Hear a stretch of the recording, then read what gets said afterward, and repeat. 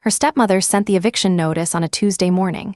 Pages long, every grievance she had ever held finally released. She had clearly been composing it for days, maybe weeks. She hit send. She waited for the reaction. She got nothing, because her stepdaughter had already been gone for 24 hours.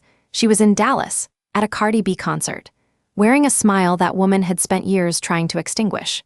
That long, self-righteous eviction notice landed on a phone that was hundreds of miles away, held by a 21-year-old who was finally, completely free. But to understand why this moment is so deeply satisfying, you have to understand what she survived to get there. Because this story isn't about a bad stepmother. It's about a girl who was dealt one of the worst hands imaginable, and who quietly, without a single dramatic goodbye, played every card exactly right. This is the most satisfying silent exit I have ever heard. Before the exit, you need to understand who she is and where she came from. For this story, we'll call her Maya. She is 21 years old. She works 1 p.m. to 10 p.m. at Walmart. She pays rent. She buys her own groceries. She takes care of herself. And before any of this, she had a mother who put her through 17 years of genuine cruelty. Not arguments, not tough love. Actual cruelty. Her bed was taken away. Her clothes were taken away. For 6 straight months in 5th grade, she was restricted to oatmeal and rice as punishment for getting into a friend's brother's car. Not a stranger. A friend. That was the entire crime. When her mother finally kicked her out, Maya ended up at her father's house. A man she had first met at age 6, when he simply appeared one day without explanation and started dragging her places. She did not choose these people. She was just trying to survive them long enough to escape. Here is the kind of household she was navigating. Maya works until 10 at night. For months, she had been cooking full meals for the entire family, enchiladas, rice, corn, pico de gallo from scratch, generous portions, real food. She bought almost everything herself. She still has the receipts, but nothing was ever good enough. If dinner was not on the table by 5:30, even though she works until 10:30, they complained. Too much food, wasting money. Cooked from scratch, too slow, made options, just pick something. Then her father banned her from cooking entirely. His stated reason, she made too much food and was wasting his money, her food, bought with her money. 2 days after the ban, they threw all of it in the trash. And then, this is the part that should make your jaw drop. He got angry at her for making herself food after work on a night when there was nothing in the kitchen. He came out of his room at midnight, yelling. She asked if she was supposed to just starve. He had no answer for that. Then came the rent war, and this is where the pattern becomes impossible to ignore. Maya paid her father $50 a week. He had always told her she could pay weekly or monthly. His exact words were that he did not care how, as long as he had his money by end of month. She had been doing it both ways for months without a word from him.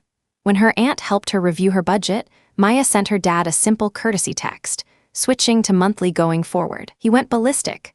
Well, now I'm saying weekly, end of discussion. That was his entire explanation. Every time she called, he sent her to voicemail. Then he took her TV. Then he changed the lock on her bedroom door while she was in another state visiting her aunt. She came home to her own room locked against her. And her stepmother's response? Maya was being entitled, disrespectful, ungrateful. That word, ungrateful, was always loaded and ready, deployed to end every conversation before it could begin. Maya was starting to understand the rules here. They were not rules, they were just control. And so Maya stopped giving, not with a speech, not with a confrontation. She just quietly, systematically stopped extending herself.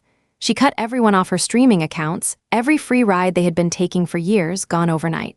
She stopped cooking for the household, stopped helping with weekend home projects, stopped buying gifts for her stepmother's kids, and she started labeling her food, do not touch, on every item she purchased and stored in the fridge. Her stepmother reacted as if Maya had committed a crime.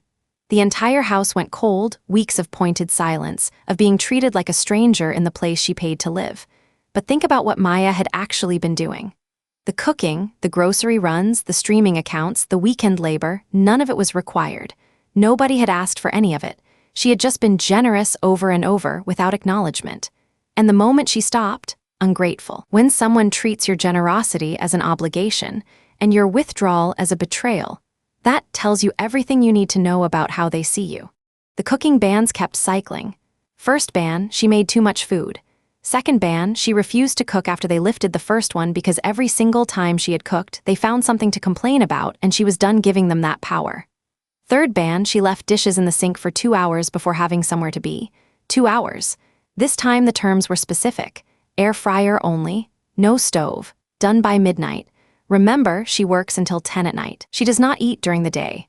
By the time she gets home, she has not eaten in hours, and she has a narrow 90-minute window to cook, eat, and clean before the cutoff. She followed every rule to the letter.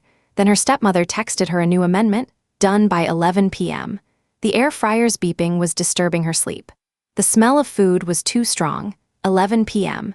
She gets off work at 10. She has less than 30 minutes. Have you ever felt like the rules were not actually about the rules? Like they were just tools, specifically shaped to make it impossible for you to do anything right? Let me be specific about the hypocrisy, because it deserves to be said out loud. Her stepmother could not sleep through the quiet beep of an air fryer at 10:45 at night. She put it in writing. The noise, the smell, completely unacceptable. Meanwhile, her stepson was coming through the garage door at 3 a.m., a garage door that physically shakes the house when it opens. Her husband, Maya's father, was stomping around before dawn, slamming doors, occasionally banging on Maya's bedroom door on his way out for work. None of that was a problem, just the quiet hum of an air fryer used by a girl who had not eaten since morning. Maya pointed all of this out. She said the house had her number, that on any night there was nothing to eat, someone could just text her. She was called disrespectful for saying that. Her stepmother began talking over her every time she opened her mouth, and the conversation looped for an hour until her stepmother announced she was done. For once in this whole ordeal, Maya agreed completely. Here is what nobody in that house knew. While all of this was happening, the bans, the locked doors, the silent treatments, the impossible cutoffs, Maya had been quietly, methodically building her way out. Her aunt, 23 years old, more like a sister than an aunt, had been watching from a distance. Worrying. She had been asking Maya to come stay with her for months, free for a few months, room to breathe, time to get on her feet. Maya had already contacted the Walmart in that state about a job transfer. They confirmed they had a spot, possibly a team lead role, something she had been working toward. Her aunt's boyfriend was willing to teach her to drive, something her father had promised for years and found excuses to avoid every single time. She had a date. She told nobody in that house. No announcement. No warning. No dramatic speech where she finally said everything she had been holding. She was not going to give them the satisfaction of a last fight. She was just going to disappear, quietly, completely, and leave them nothing to push back against. You cannot win a war with someone who has already left the battlefield. Thursday night? The house was dark. Maya left. No announcement. No final argument. No tearful last words, no dramatic confrontation at the front door, no moment where she finally got to say everything she had been carrying for 2 years. Her aunt pulled up, they loaded what she needed, and they walked out. Nobody heard them go. They stopped in their hometown on the way, saw some people they knew, grabbed food, laughed. 2 women on a road trip, completely unbothered. And then, because life sometimes writes the most perfect ending, they had somewhere to be. Cardi B, Dallas, that night. Sit with that image for a moment. Her stepmother at home, assuming Maya is still under her roof, still subject to 11 p.m. cutoffs and air fryer rules and lectures about gratitude. And Maya, across state lines, at concert, dancing, free. The people who had spent 2 years making her feel small, who locked her out of her room, banned her from feeding herself, called her ungrateful for labeling her own groceries, had absolutely no idea. They went to sleep that night thinking they still had power over her. They did not. The next morning, her stepmother sent what she clearly believed was her masterpiece. Pages, an essay, every grievance ever held, finally delivered in full, a few highlights. I refuse to go back and forth with anyone I am practically taking care of. Maya, who paid $50 a week, bought all her own food, worked full-time, was being taken care of. I have to tell you when to take showers. The showers Maya took at night, while her stepmother slept, apparently did not count. You have the nerve to put your name on food items when you are using our refrigerator. The refrigerator in the house where Maya paid rent for the food she bought herself. And the finale, you will be given a 30-day notice. 30 days. She sat back satisfied. She had said everything. She had drawn her line. Now Maya would respond, would beg, would come back. Maya was already in a new state, already unpacking boxes, already mapping her commute to the new store. That 30-day notice landed on a phone that was hundreds of miles away, held by someone who read it, set it down, and went back to laughing with her aunt.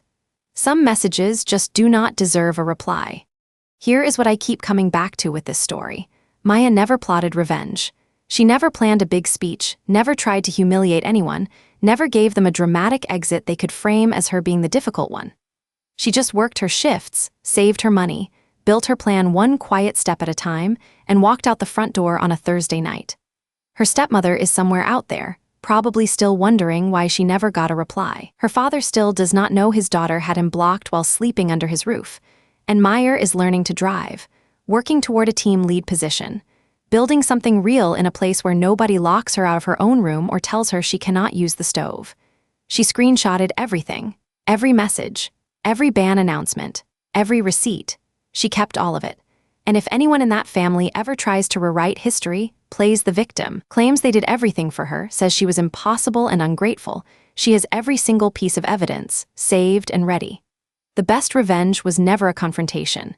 It was a Thursday night, a duffel bag, a car at the curb, and Cardi B in Dallas. If this one hit different, drop a like and subscribe. I post new karma stories every single week. And leave a comment. Have you ever had to make a silent exit on someone who had it coming? Tell me everything.